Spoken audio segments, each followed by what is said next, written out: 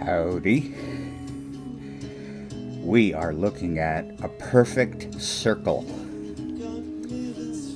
a so-called rock supergroup formed in 1999 by Bill Howerdel and Jim Keenan, vocalist for Tool, James Iha from Smashing Pumpkins, Matt McJunkins of the Eagles of Death Metal, and Jeff Freed of Pucifer. And there have been many lineup changes.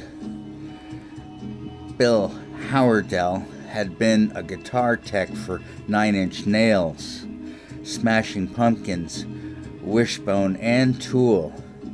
He met Keenan when Tool was opening for Fishbone. 5 years later, Howerdel played demos for Keenan, and this led to A Perfect Circle. They signed with Virgin Records. Mer de Noms, which means Sea of Dreams, was the debut LP in 2000, and it debuted at number 4 US, selling 188,000 copies in the first week. By October, it went platinum. Critics called it an almost operatic angst, like a desperate dream of what rock used to be.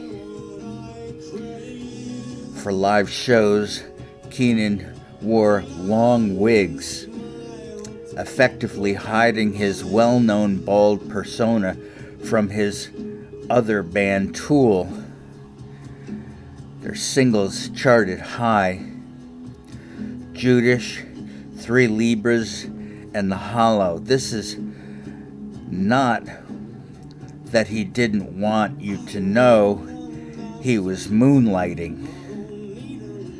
I'm sure Tool knew exactly what he was doing.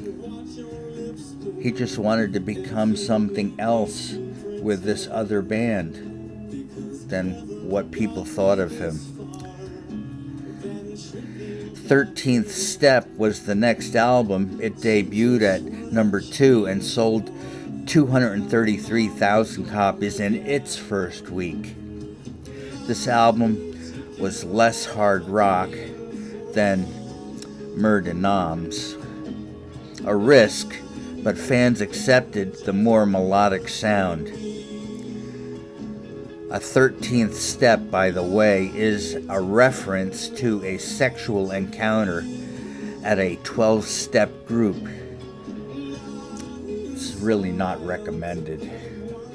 That's not what you go there for. Next up, Hiatus.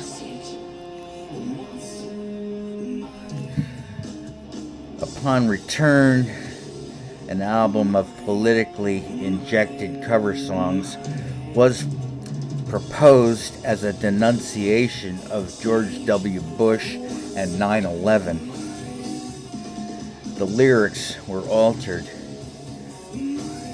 making some of the covers unrecognizable, and the anti-Bush sentiment was softened, making the album an injunction against political apathy, or some such. Confetti Confederacy. Let the protesters do the political singing. That's my opinion about that. Let's see, I think I have an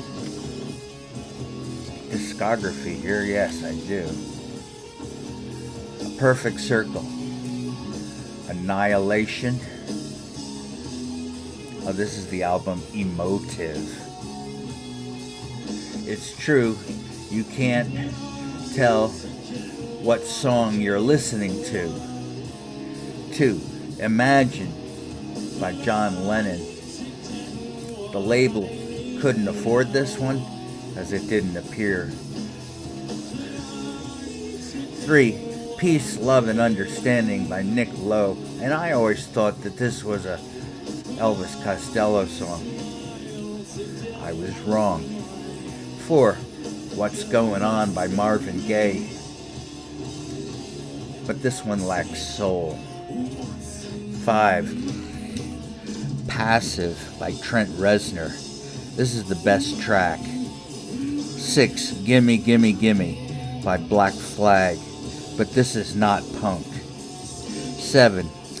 People Are People by Depeche Mode. Nah, this one doesn't do anything for me. 8. Freedom of Choice by Devo. A good choice. Devo rules. 9. Let's Have a War. That's from Fear. 10. Counting Bodies. That's Howardell and Keenan. That's their song they contributed to this album of cover music. I like it when a band does this. I like listening to their renditions and their takes on music that I'm also pretty well aware of, even if I'm not really aware of the band's music that well. 11. When the Levee Breaks. This is by Memphis Minnie, made more famous by Led Zeppelin, of course. The label bailed on this one also.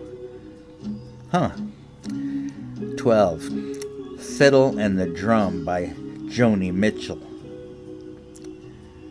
I love the harmony. It's like a Gregorian chant. This album caused confusion and was not well received by fans. Critics liked it, but the sales were down. But it eventually went gold. Another 6-year hiatus while the individual members worked with their other bands. And in 2018, the 4th Perfect Circle album, Eat the Elephant, through BMG Rights Management, and it is apolitical.